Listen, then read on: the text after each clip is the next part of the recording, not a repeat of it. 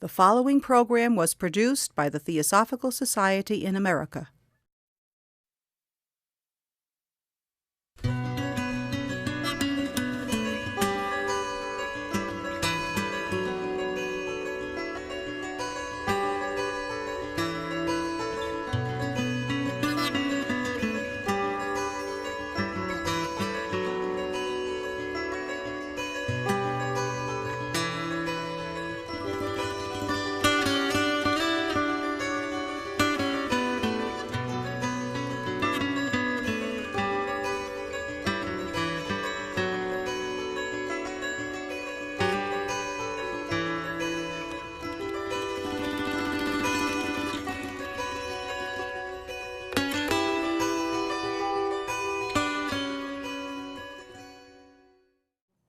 As you all know, mass culture today is filled with all sorts of irreverent jibes at religion.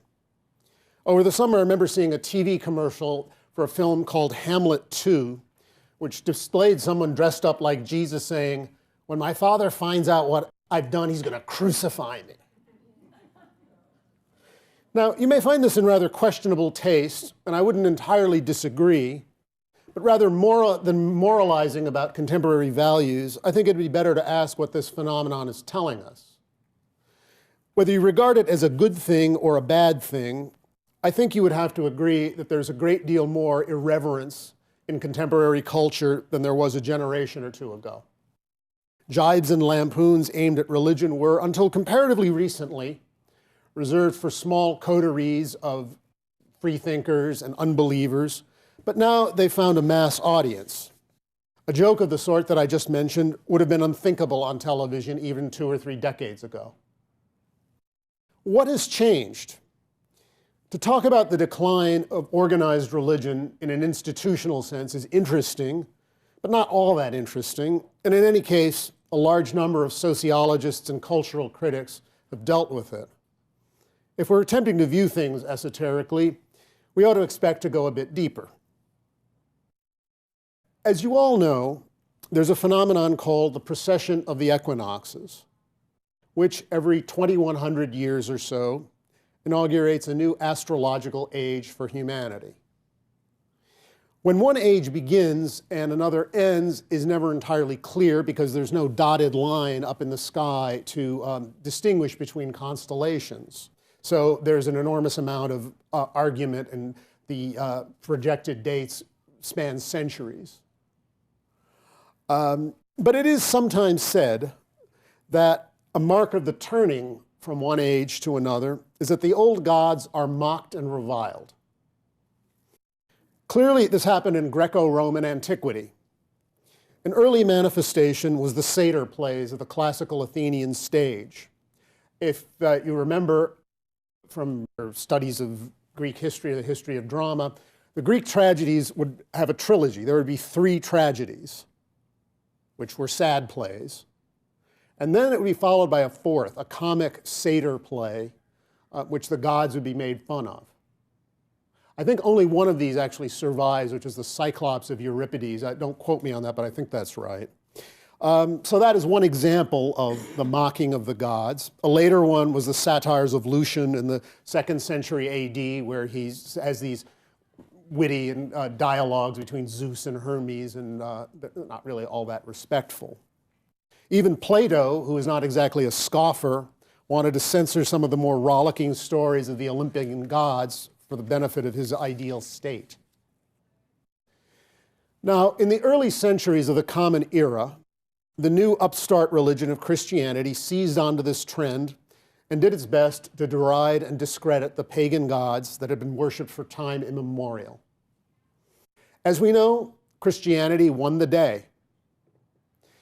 We could speculate that the decline of the old gods was more or less commensurate with the coming of the age of Pisces, astrologically. Pisces, of course, is the sign of the fish, or fishes, to be precise. And it is well known that the fish was an early symbol of Christ. Moreover, astrologers frequently connect Pisces with religion. And it may be no coincidence that all the great world religions as we know them came into existence between 600 BC and 600 50 AD, what is sometimes called the Axial Age.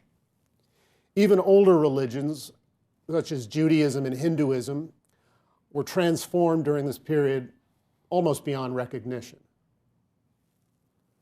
The question that faces us today is this: is Christianity a creation of the age of Pisces, which is, according to most astrologers, giving way to the age of Aquarius? And is this mocking of the old gods a sign of this passing? One piece of evidence in favor of this view is the joke that I started this talk with. The fact that such jokes are possible at all indicates that certain sacred images are losing their power. They no longer evoke the almost instantaneous awe, or if you prefer, dread, that they once did for a large sector of the population. An astrological age begins with divine revelation. It ends with a revelation of another kind, of the sort described in the Hermetic text known as the Asclepius. And I'll quote, "Even as the Master and Father, or to call him by his highest name, even as God is the maker of the gods of heaven, so man is the fashioner of the gods who dwell in temples and are content to have man for their neighbors. Thus man not only receives the light of divine life, but gives it also. He not only makes his way upward to God, but fashions gods." That is to say, that's end of the quote, that is to say, there are certain eternal and unchanging truths and certain and eternal and unchanging forces, but the forms through which these truths are expressed come from man ultimately and are made by him. This was true of the gods of the Egyptians and the Canaanites, derided first by the Israelites and then by the Christians, but it may also be true of the gods of the latter as well. This does not mean that the forces to which these images point are false or have lost their power. But in some mysterious way that we do not understand, at certain points in history, these forces abandon the old forms and generate new ones, or rather call upon the human spirit to generate these forms. Today we find ourselves asking, are the eternal truths of the secret doctrine of the esoteric teaching, which are universal and transcend any one particular form, still expressed in Christianity in a living and vital way? What, for that matter, is esoteric Christianity? Well, I would imagine and hope that the speakers that we've assembled for this weekend will offer their own perspectives on these issues, which no doubt will differ from mine. But since I'm the one at the podium at the moment, I might as well offer my own. To begin with, a reminder about what the word esoteric means. It comes from the Greek esoterikos, whose roots mean further in. The Greek word was originally used to denote the works in philosophical schools that were not given out to the general public, but were reserved for students. By the way, practically all the works of Aristotle are esoteric in this sense. Aristotle is considered to be a rather boring writer, and that's because none of his actual writings survived. What survived were lecture notes that were edited by his students. Apparently he was a beautiful stylist, but there's no evidence of this. There may be one book of his, The Constitution of Athens, which was published in whatever that term meant in antiquity. So these are not necessarily esoteric in the sense we might understand that term. But to some degree, esoteric teachings are more advanced for those who are further into the teachings than the general run of people. But in terms of what we're approaching this weekend, it also means that you have to go further in yourself to understand what they're about.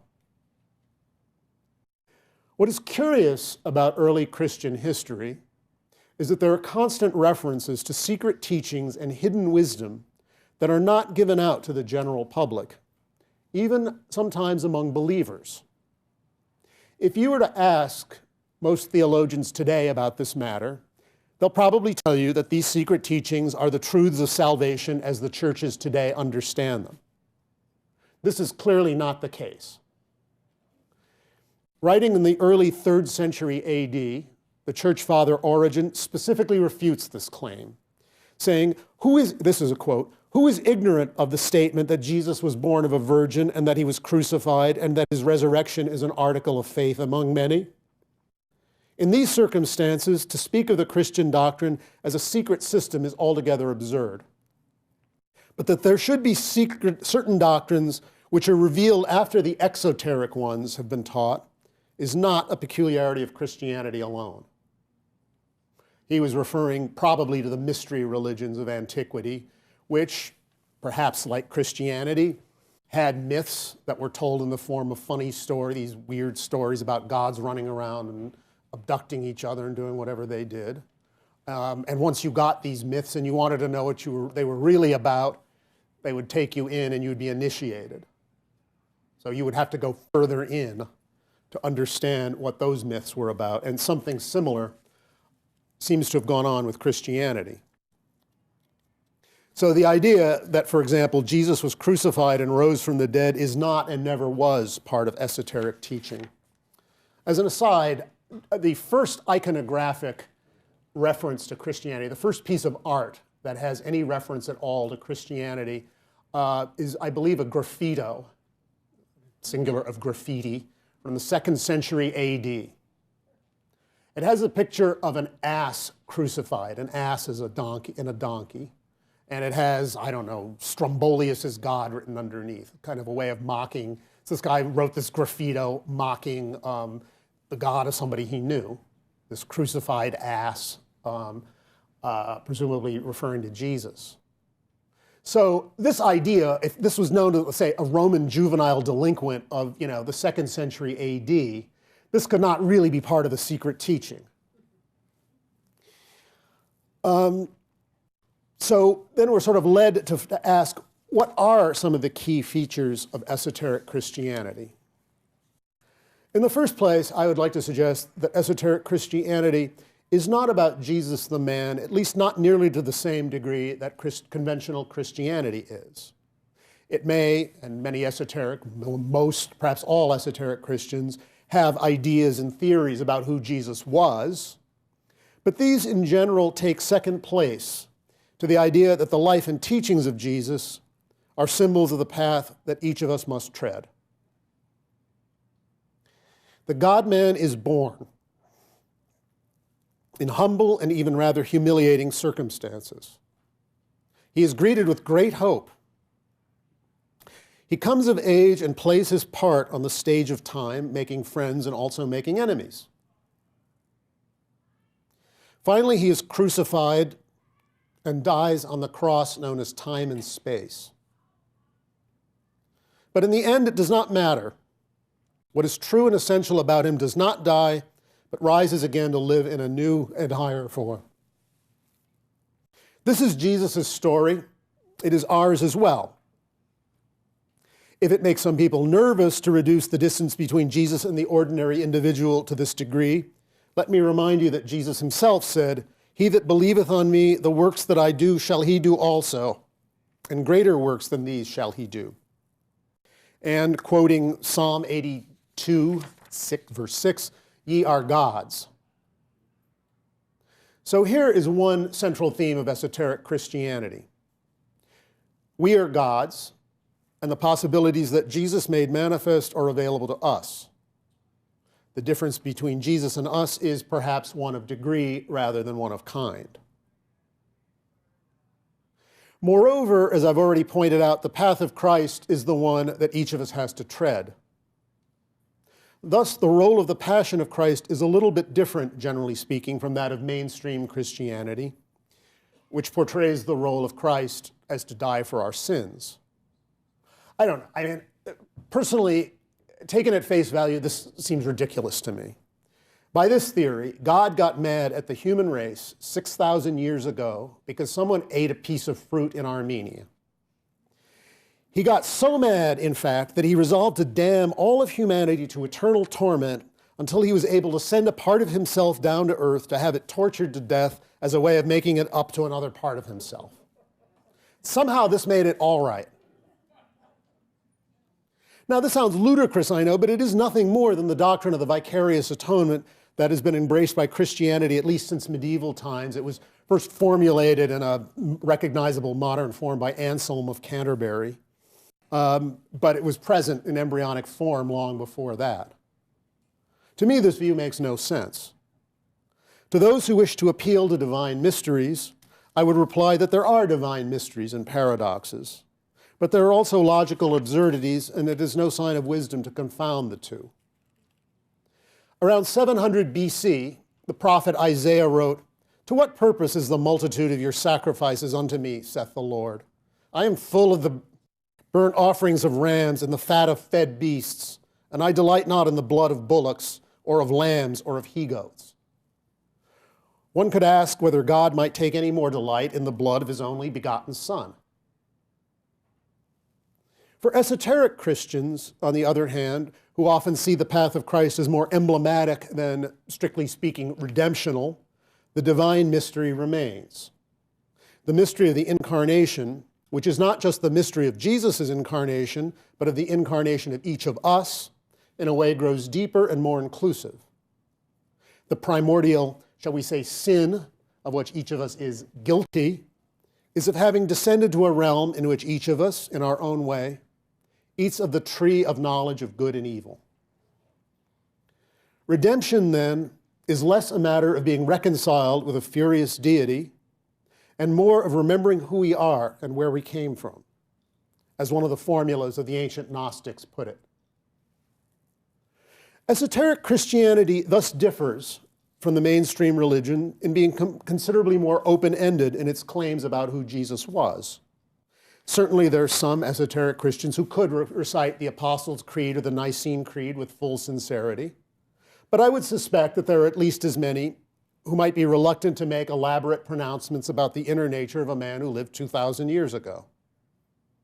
Some might even go so far as to see Jesus as a purely symbolic, non-historical figure, and there are books and authors who've claimed this, almost as if he were another of the gods of the mysteries of antiquity. Although I would imagine comparatively few would want to go this far, and I certainly wouldn't myself. Nevertheless, this whole subject raises the issue of historicity. An esoteric viewpoint has the enormous advantage for people today that it does not require belief in facts about a past that may not be so historical after all. Over the last 200 years, the authority of the Bible as a historical text has been consistently eroded. First of all was, of course, Genesis, which was challenged when geological and biological discoveries revealed that the earth had been created millions, indeed billions of years before 4004 BC. By the way, do you know why the children of Israel could not have escaped from the hands of Pharaoh into the promised land of Canaan, in a literal sense? No, it was an Egyptian province at that time. It would be like saying, I got out of the United States and went to Alaska. No doubt there's some kernel of truth in it, but as something that was taken as history, these things have been constantly sliced back. In recent decades, the colloquium of liberal scholars known as the Jesus Seminar has drawn fire for its radical paring of the historical material of the Gospels down to a very slender skeleton. But this was nothing more than was done by the German Protestant scholars in the 19th century. And if you want a summary of what they did and how they did it and how this process came about, I'd suggest that you read Albert Schweitzer's Quest of the Historical Jesus, which was published in 1906. If you were skeptical even of skepticism, and this is by no means a foolish stance, you may at least want to consider the fact that we have not one eyewitness account of Jesus. There is nothing written by anyone who says, I was there and I saw him do this. Paul in 1 Corinthians 15 does describe his own vision of the risen Jesus, which he identifies with what the apostles saw. But this is the only first-hand description of Jesus had. Curiously, it's the description of a mystical experience. Moreover, not one book in the New Testament was written by any of the 12 apostles, or as far as we can tell, by anyone who knew Jesus directly. unless you think this is just some nutty theory on my part, this is exactly what you would learn in a New Testament course in any reputable non-fundamentalist divinity school today. These are truths that most clergy learn when they attend seminary, but they are not truths that usually get passed down to people in the pews. A few years ago, Dan Brown's Da Vinci Code captured the attention of the reading public, and I think we can be fairly well assured that it was due neither to its literary merit nor to its historical accuracy. Rather, the Da Vinci Code hit a nerve. Many people sense, however dimly, that they are not being given the whole story about Christian history, though, of course, for that very reason, they're not quite clear about what that story might be. Thus, the doors open for all sorts of wild extravagances about Templars and Masons and Essenes and Gnostics and sacred bloodlines and so on. On the other hand, an esoteric perspective, which is somewhat more open-ended about all these historical claims, may make it possible to see the eternal truths that underlie Christianity without forcing us to adopt rigid and unsustainable factual stances. It also frees us up from having to make statements of faith about things that happened in the remote past that may never have happened at all, and almost certainly not in the way that they were imagined. Well, where can we take this? What kind of impact does or should an esoteric perspective have on our various faith communities? I want to say, speaking purely from a personal point of view, that this question does not interest me in the slightest. I myself don't belong to a faith community, and I have no interest in joining one.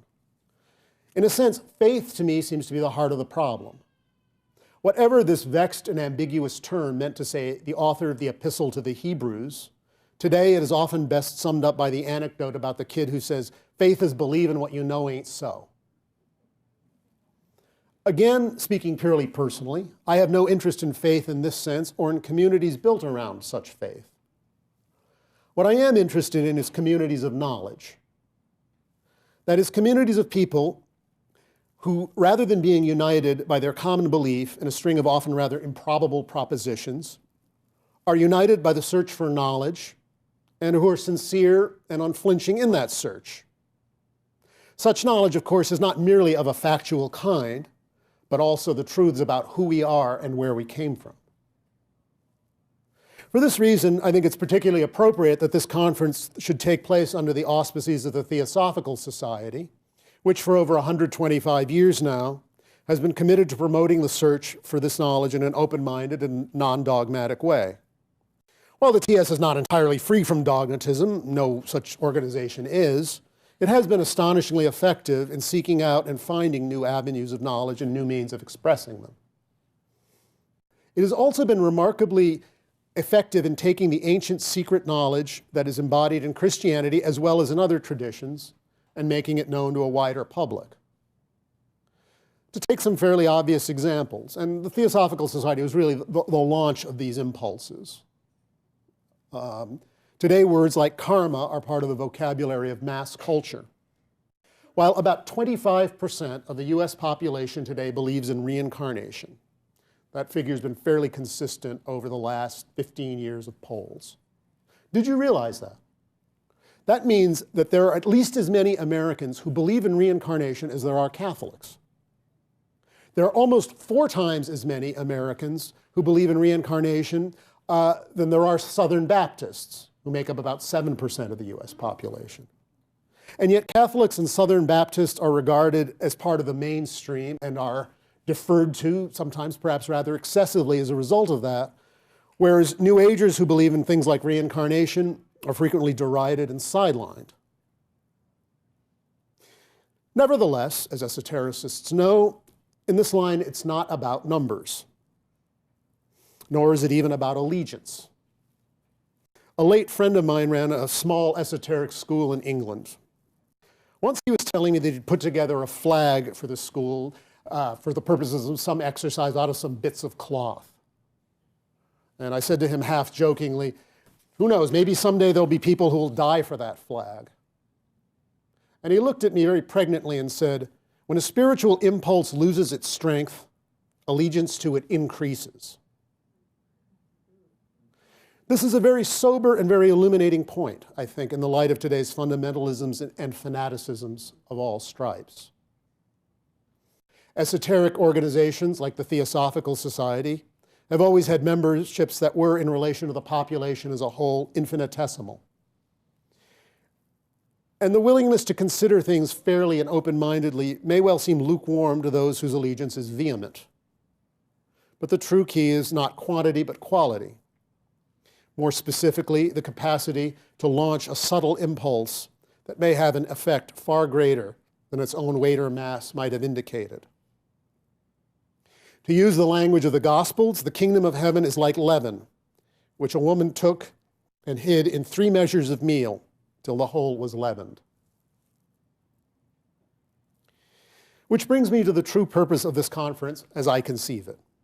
It is not to spread a particular doctrine or particular version of Christianity, but rather to reconnect ourselves with the eternal truths that are expressed in Christianity, but which have always been known. As St. Augustine put it, that which is known as the Christian religion existed among the ancients and never did not exist. From the beginning of the human race until the time when Christ came in the flesh, at which time the true religion, which already existed, began to be called Christianity. Whether this true religion, as it were, will continue to express itself in Christian terms, I, for one, don't know. But I'm confident that the speakers that we've assembled and the participants will shed some important and extremely valuable light on this question over this weekend. And I look forward to sharing it with you. Thank you.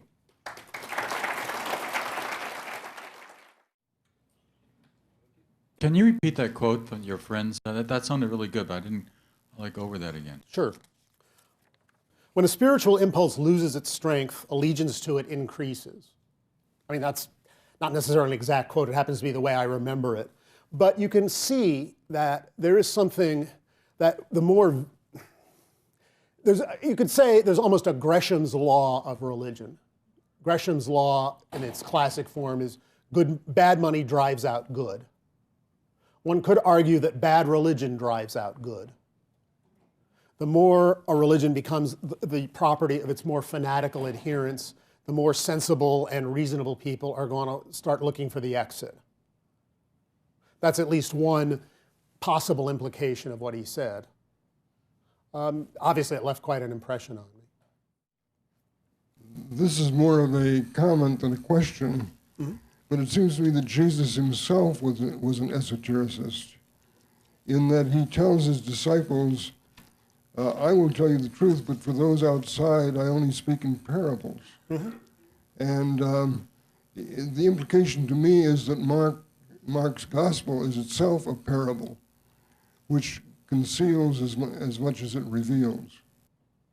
Yeah, well, there are a number of dimensions to that comment. One is, there is this controversy about the secret gospel of Mark, supposedly discovered by a scholar named Morton Smith in a monastery in Israel or Jordan. And a book was published a couple of years ago claiming that this was all his fabrication. I don't know the truth of that particular thing. I haven't read the, shall we say, deconstruction of that thing. But sometimes people say that the reason that the Gospel of Mark, which is famously elliptical and famously brief and abrupt, is because there were other passages that were cut out. Did you know the Gospel of Mark is the oldest of the 4 Gospels by pretty much anyone's account? The Gospel of Mark lost its ending. Its ending is gone. It ends with the women at the tomb being afraid to say anything about the empty tomb because they were afraid. That is how it ends. In Greek, the last word of the text is a conjunction. That's how abrupt an ending it is. Now, in your Bibles, you will see a couple of alternate endings. There's a short ending and a long ending. But it goes without saying that neither of those is the original ending. Was that lost? Did somebody decide to rip out the last page because it just made them too nervous and said things that didn't jibe with what later Christianity taught? Was it a secret teaching? I mean, I don't know that we'll ever know. It is just a funny anecdote about that. I once had the privilege of visiting a snake handler church in Tennessee Holler. Regrettably, no snakes were handled at the event, which I thought was kind of a disappointment. But I did mention to the guy, that part of Mark isn't really, because that's the part where Jesus says you'll take up serpents and they won't bite. That's not even really part of the original ending. And he said something like, "Yeah, I know, but still."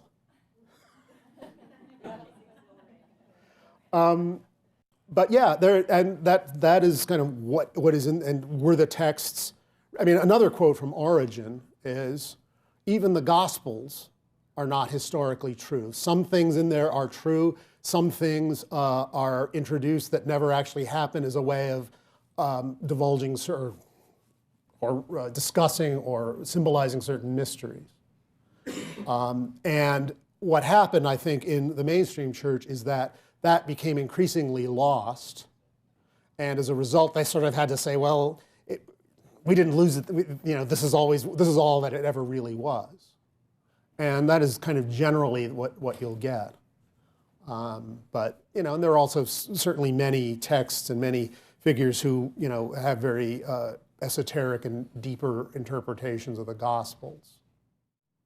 Do you see esoteric Christianity dying or giving birth to a new renaissance?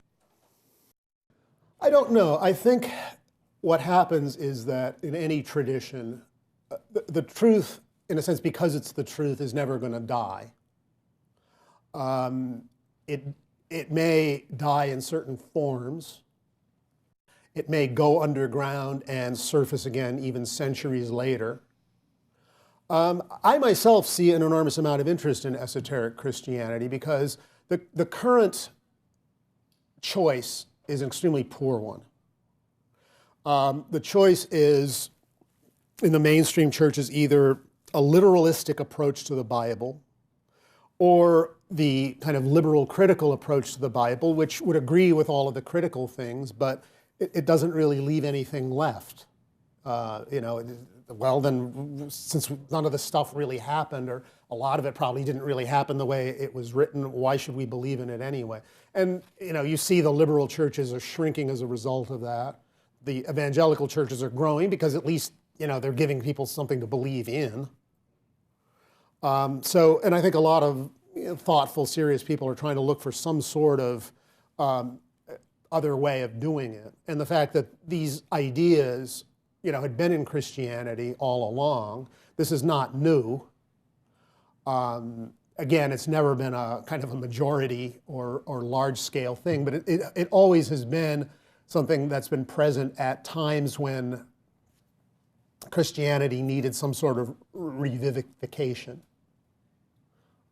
So that's the future. I don't know. There's definitely much more interest in the mystical side than there was even a couple of generations ago. Yeah.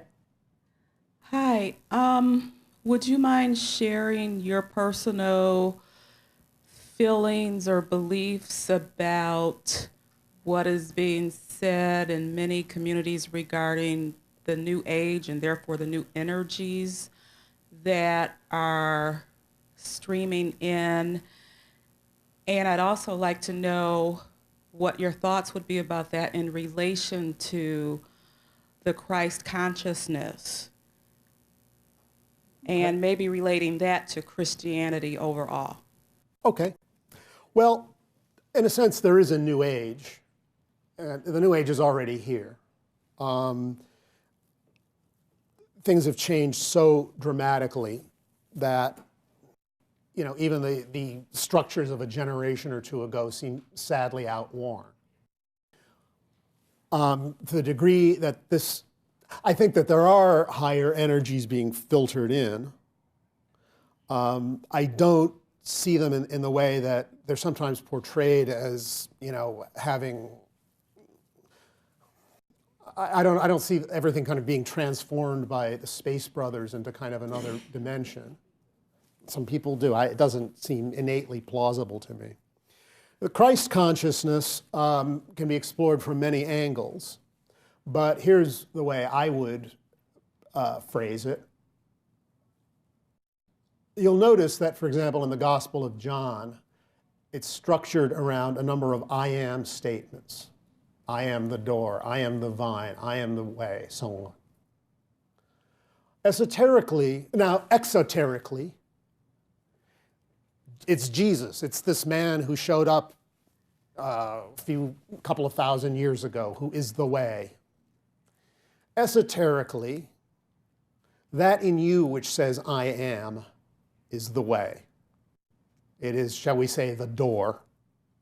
It is the vine that connects you to the I am that's identical in everyone. If you understand that principle, and it's to some extent a matter of experiential understanding as well as conceptual, suddenly a lot of what seems mysterious in Christianity seems less so. And even a lot of mystical texts from other traditions start to seem a lot clearer, which are otherwise baffling. So that's the way I would see it.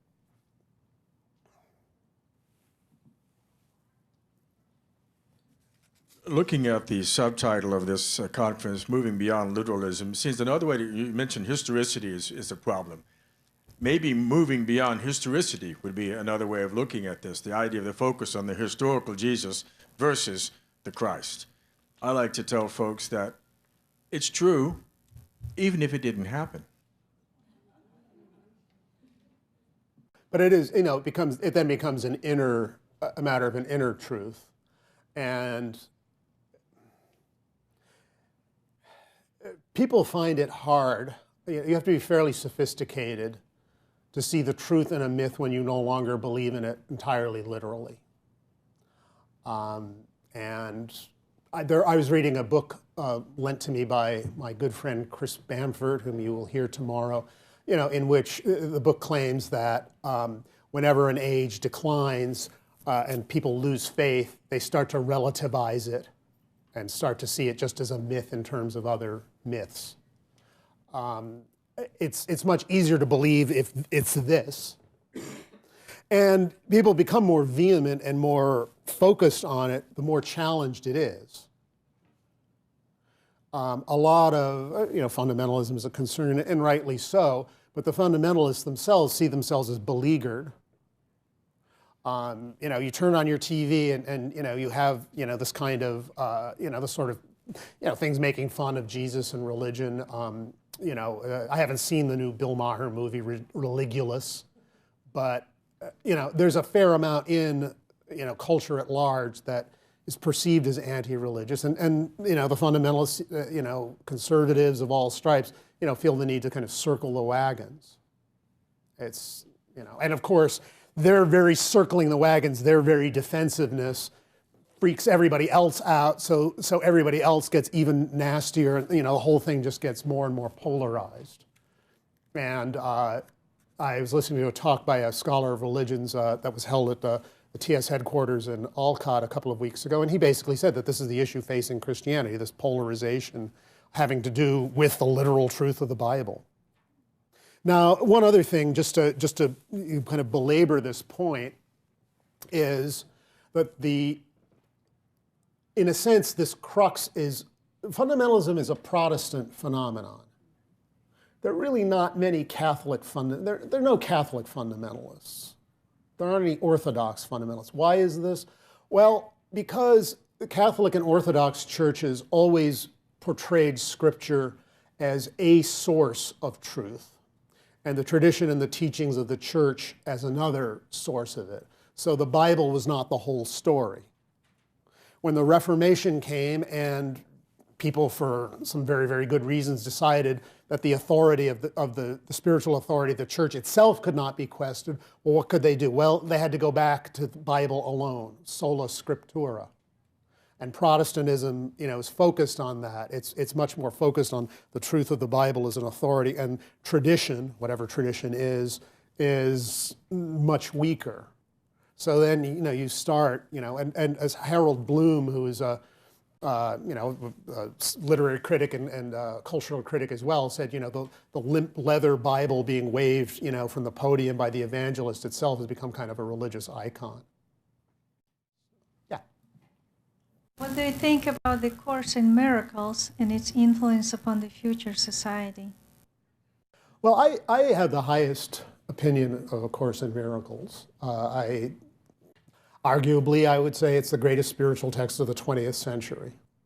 I hold it in very, very high esteem. It is the only Christian theology that is logical in a way that, say, Buddhism is logical. Buddhism is a logical religion. If you grant its premises, everything works out almost like a mathematical equation.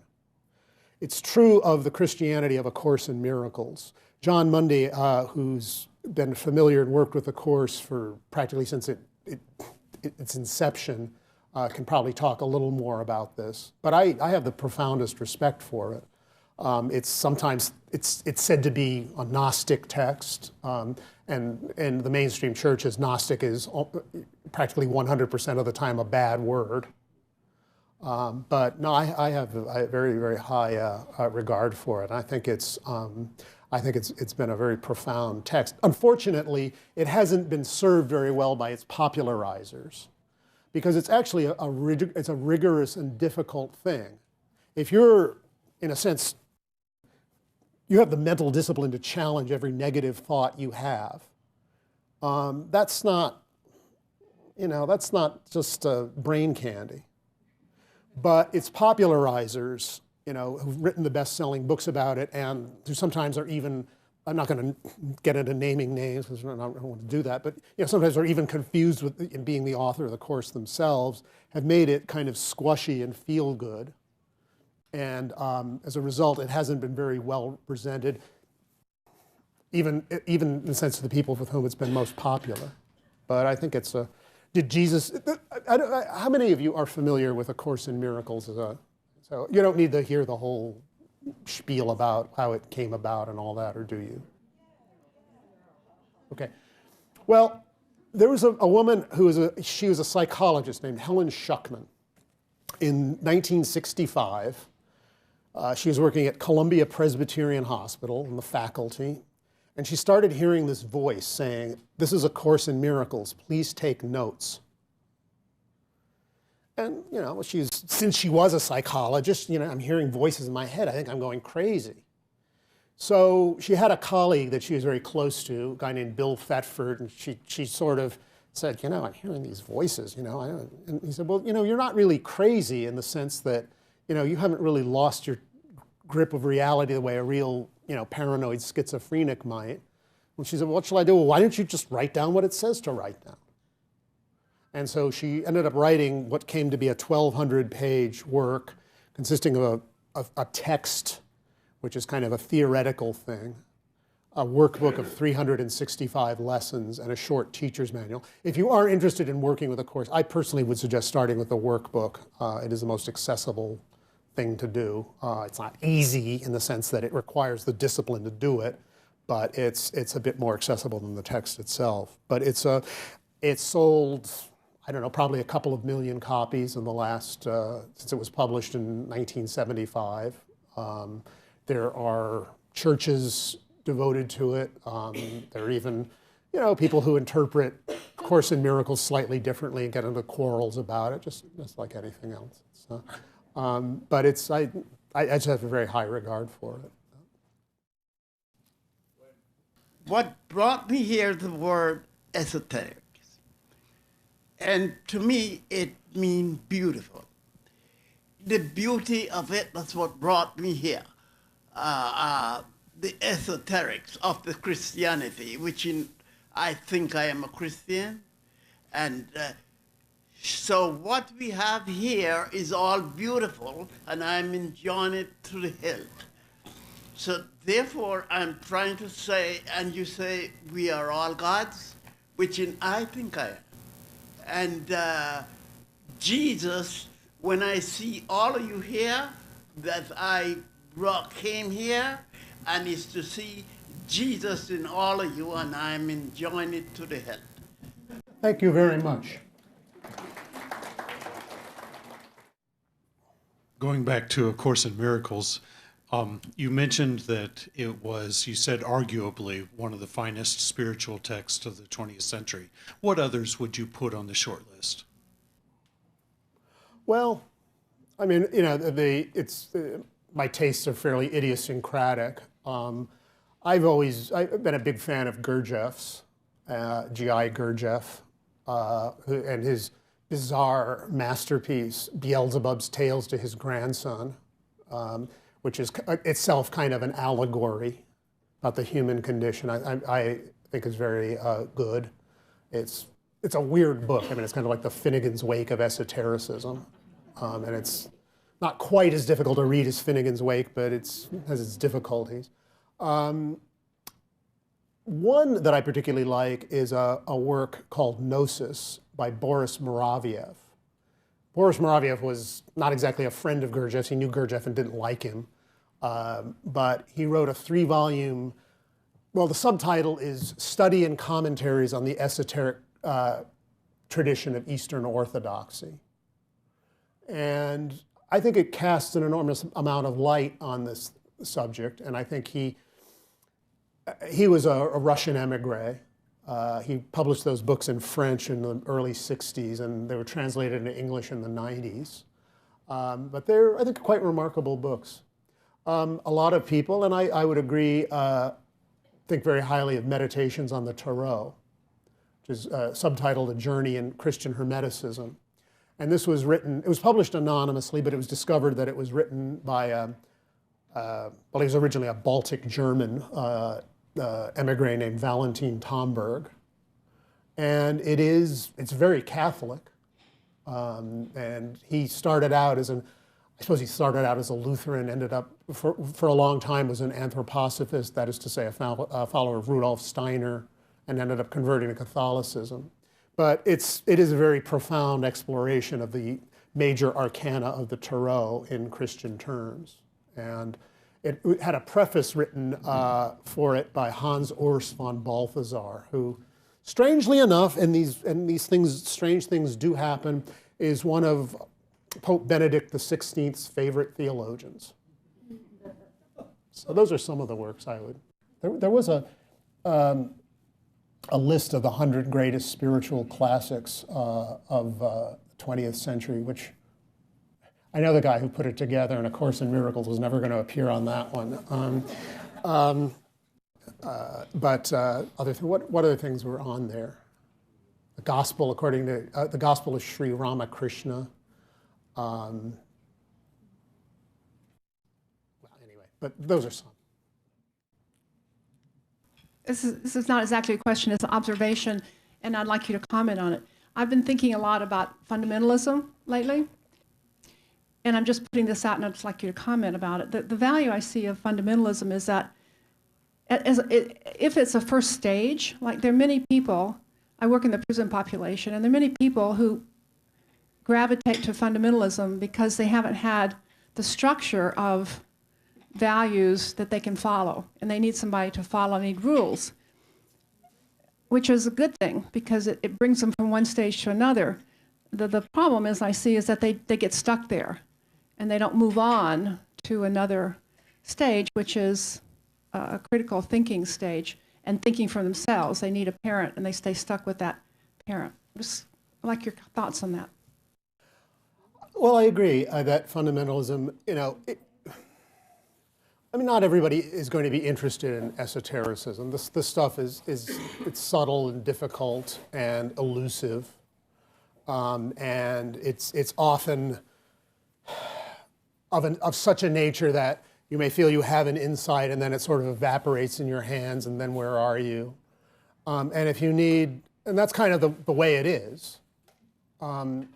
If you need something, I really need this to hang on to, I really just need to believe this simply and just do it, it does have that value. And for many people, they're not going to go further. So if on the positive side, if it teaches you to be, a good person and to, behave morally and decently, I think it has value. I mean, I think the thing that people become scared of is that it has often such a paranoid element. Like I lived in Tennessee for a couple of years, around 89, 90, and I knew a woman who, I mean, the New Age circle in Knoxville, Tennessee was not very large. Everybody knew each other very rapidly, even someone like me who just moved there. And I knew one woman who, she lived in a small town, and, her ex-husband was portraying her as a witch, and she was ostracized. And, it gets to the point of that kind of mentality where it actually hurts people, whether it starts to do real damage. There, I think, one has to draw the line. That if someone has to have some kind of belief that, they hold on to and that means something to them and helps them hold their lives together, I think that's fine. I think what people object to in it is that kind of paranoid element.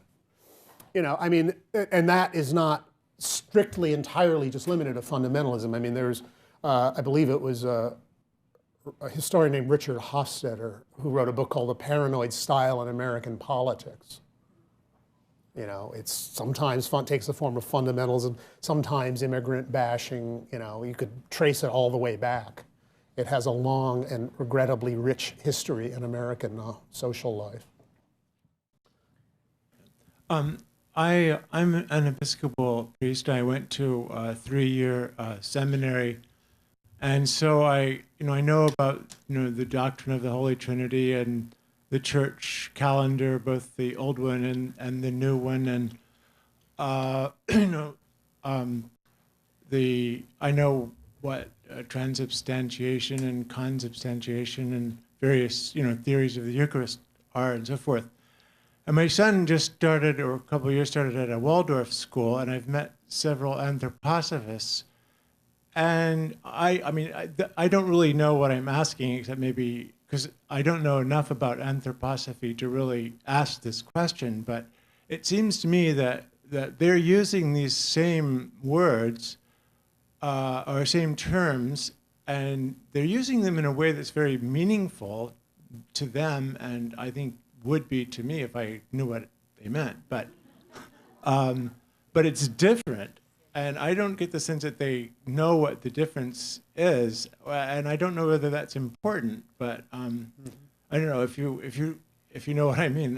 Yeah. I can say a little bit about it. I mean, anthroposophists are followers of the teachings of Rudolf Steiner, who was an Austrian esotericist who died in 1925. And he's lectured voluminously. There are like 300 volumes of his lectures in German. I think only a little bit more than half, 2/3? So it's less than half are translated. He viewed himself to some degree as a Rosicrucian, that is to say, an esoteric Christian. And he also taught what he believed was called spiritual science. That is to say, he wanted, or the idea was that people would develop certain abilities so that they would be able to see in the unseen realms and do their own researches. The anthroposophists mostly just ended up just reading Steiner's books, and this never really kind of materialized, but that was at least the original idea. He was very influential in a field you do not normally think of as esotericists having a great deal of influence in. For example, the biodynamic farming movement, which is extremely popular. I mean, Rudolf Steiner did not think drinking was good. He thought that wine had been introduced to dull the higher capacities of humankind and didn't really encourage his followers to drink wine. Nonetheless, in Burgundy, the best vineyards today are practically all biodynamic. One of the ironies of whatever. The Waldorf education, it's so called because he put a school together for the owner of a company called the Waldorf Cigarette Factory in Germany, who wanted to have a school for his workers, children. And again, it's based on kind of an esoteric view of the child. Nonetheless, on the mystery of Golgotha, I believe, and the theology is a complex one, but I believe that the idea was that at the time of the coming of Christ, humanity had become too densely stuck in the world of matter. And that Christ's spilling his blood, literally spilling the blood of Christ on the earth, kind of sacralized the earth and sort of loosened some of these forces that had gotten kind of stuck. And so that, you know, I mean, Steiner is, you know, definitely an esoteric Christian. It's not the only type of esoteric Christian, but he was one. There's a denomination, a rather small denomination called the Christian Community that, you know, is kind of works with the understanding of his teachings.